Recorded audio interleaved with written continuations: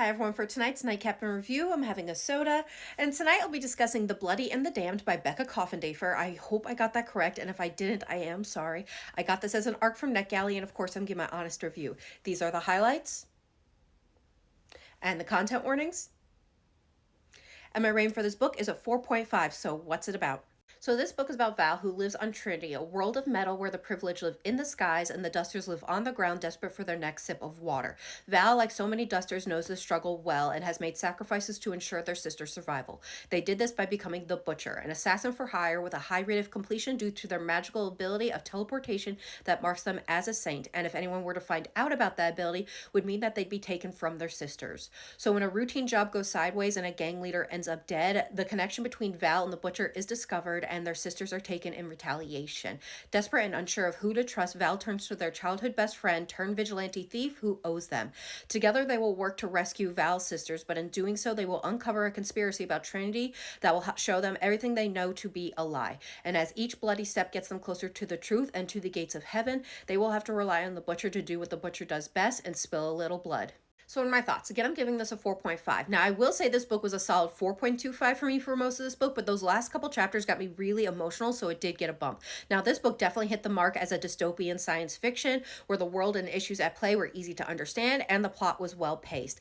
I definitely enjoyed all the action in the book with all the different types of heists, kidnappings, and rescues, and you definitely become emotionally involved in the rescuing of Val's sisters. So this book was definitely entertaining and easy to understand. Also, in a world of duologies, trilogies, or multi-book series, it was refreshing to read a standalone that felt like the story was complete, and I am not desperate for the next book to figure out how it ends.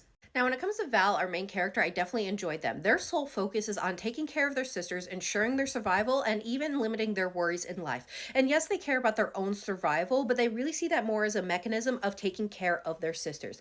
So they've done this by making the sacrifice of becoming the Butcher. And of course, an assassin for hire is no one's goal in life, but they've done this by separating themselves into Val and the Butcher. And every time that they go out and become the Butcher, they know they're at risk of being caught as an assassin, as well as using their magical ability of teleportation. So it's a risk and a struggle every day to go out and do this, but they have to for their family. So this book really focuses on the bond of family and how far and the sacrifices you're willing to make for that family. I definitely enjoyed that about Val, but I will say it made them a little one note, because there is another element in this book of there being ace, gray romantic, polyamory relationships with two other people. I hope I got that correct. And this is something new to me, so I may not be understanding the subtle nature of it, but when they were interacting with the other two partners, it felt like they were relying on their established relationship right then and there. It was never really focusing on expanding upon it. Their relationship was what it was, and it wasn't going to change, it felt like. And anytime they interacted, it always circled back to the sisters, that being Val's sole focus. So it wasn't really how I would understand that relationship to work, but it's also probably something subtle that I am not familiar with and need to gain more exposure on. Overall, this was a straightforward, easy to understand and enjoy book that hits the mark that it's trying to hit. It's also being marketed towards a YA audience that I do think is appropriate for that audience, as well as adults who enjoy this type of book. So I definitely recommend it. I hope you give it a try. It will be available April 7th, and I hope everyone has a good night and happy readings.